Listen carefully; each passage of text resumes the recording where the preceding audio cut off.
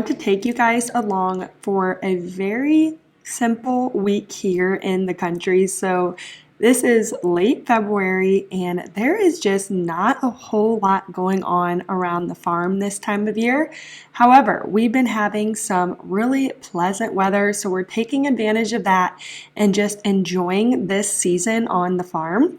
We do have a few projects we're trying to get to this week. The first is, as you can tell, we are still chipping away at putting more firewood inside of our old barn, so that way we have plenty of firewood to get us through the rest of this season and then also next winter as well. So one of the ways that we keep plenty of firewood on hand is during the summer months, we scout for dead trees. And then during the wintertime, we just chip away at filling our barn and cutting firewood for the next season.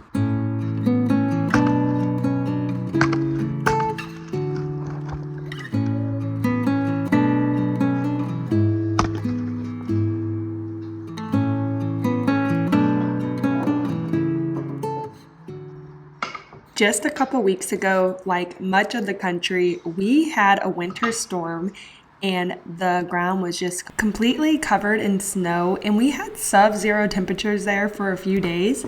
But lately, the temperatures have really warmed back up and we have had so much sunshine, which is so needed during this time of year.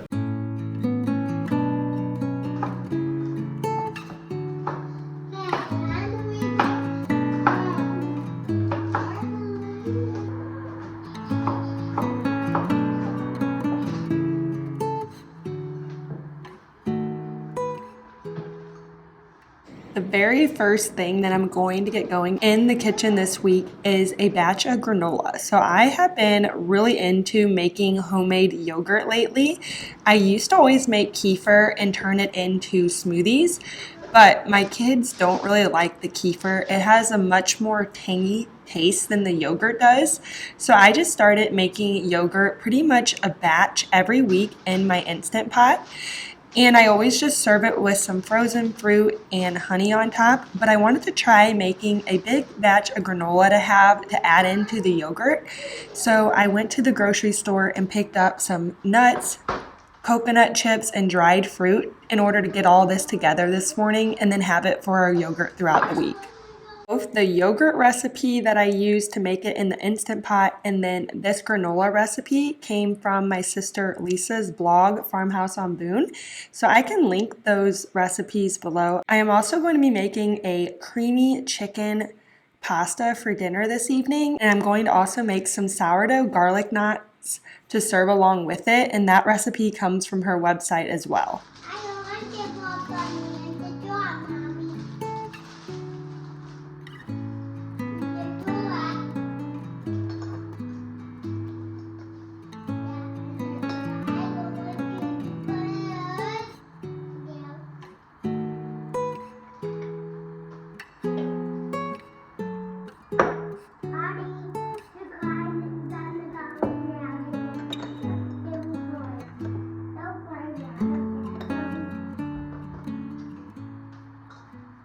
For the garlic knots, I'm just going to follow the recipe for exactly how it calls, and I'm not going to try to use fresh milled flour because I really want them to turn out very soft and doughy. And spoiler alert, they turned out so good and they were fun to make. So I'm definitely going to be making these again. It was just a fun touch to add with the pasta. It made it feel more fancy, even though making these garlic knots was super simple. I mentioned it in my last video, I believe, how I always just go back to the one bread recipe that I know. And I'm trying to mix it up and familiarize myself with some different recipes.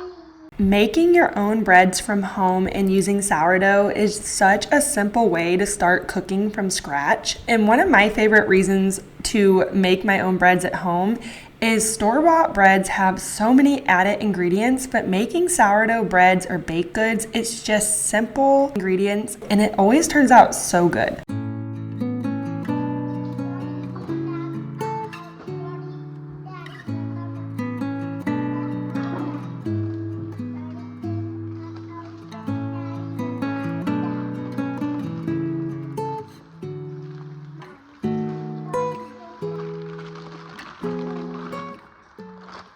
We have been spending so much time outside just playing and doing some things around the farm that I had on my winter to-do list, just knocking those off, enjoying this good weather.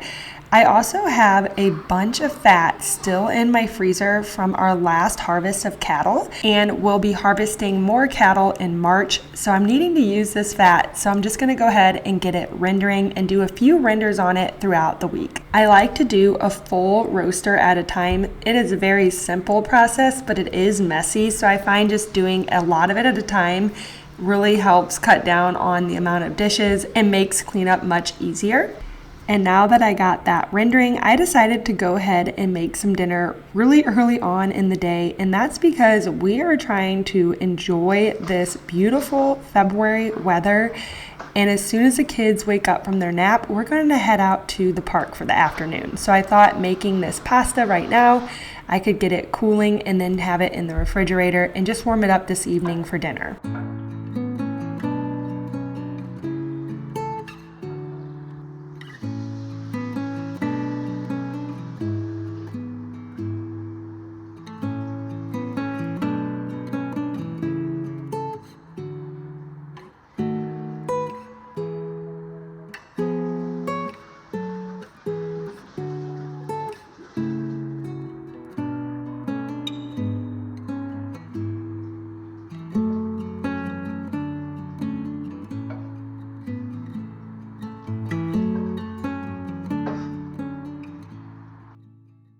Because of the spur of the moment park plans, I decided I needed to move the garlic knots on to the next step. Technically, I was supposed to let them bulk ferment for about 8 hours and then shape them into the knots and let the knots rise for another hour or two.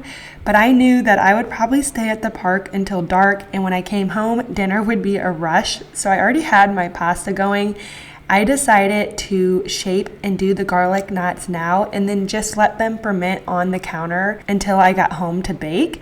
So they actually only bulk fermented for like 4 hours, and then they sat at this stage for another 4 hours. But that is the cool thing about sourdough, is you can really tweak it and work it into your own schedule, and it almost never messes things up.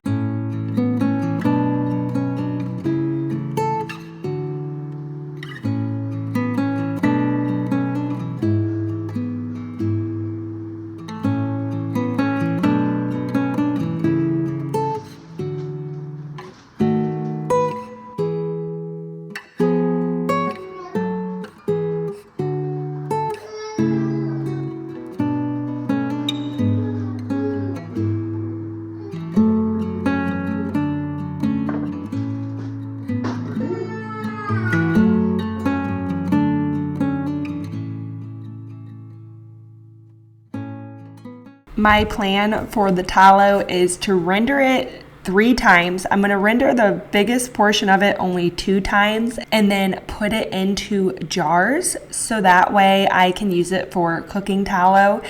And then I'm going to do a 3rd render on a smaller amount of it so that way I can make some tallow candles. So each render you pull out more impurities and it gets cleaner every time. So anytime I want to make candles or face cream, I always render it at least 3 times. And if the 3rd time it still comes out dirty on the bottom, I will actually go ahead and render it again. I found that with cooking tallow, only 2 or sometimes even 1 render is enough for that.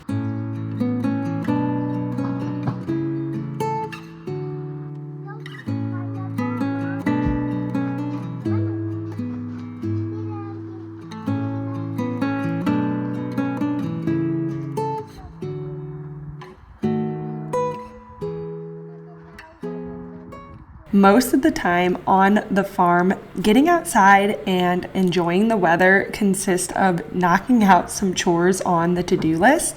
This time of year, I always like to keep square bales of hay on hand for my horses, and then also if we would ever have a cow caught for some reason, I have an easy way to feed her. We don't put up our own square bales of hay, but fortunately I have a neighbor right down the road that sells a lot of square bales every year.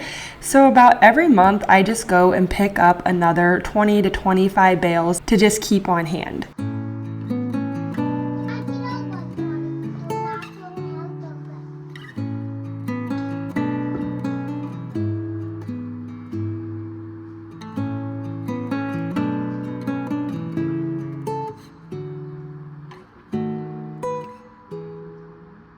After a nice little workout of unloading hay, I'm back to my tallow and pulling off the second render. For this render, I'm going to go ahead and fill some jars for cooking tallow. Once I fill these jars, I'll just let them cool and then I'll actually freeze them, and we just pull out the jars as we need them. They will last in the refrigerator for like 6 months. So we just pull them out of the freezer whenever the jar in our refrigerator is empty.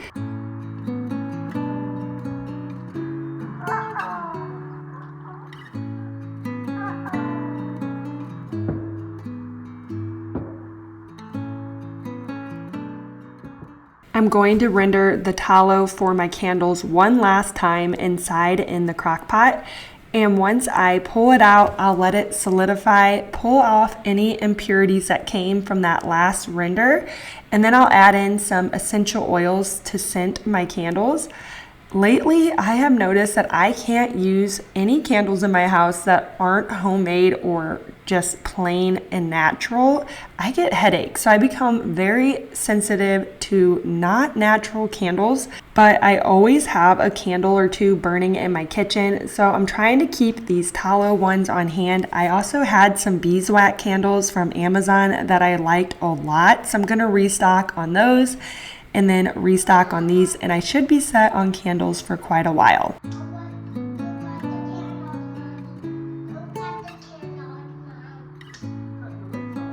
Thank you guys so much for following along. I hope you enjoyed just seeing a little bit of a glimpse of what was going on around our farm and homestead this week. I look forward to sharing more next.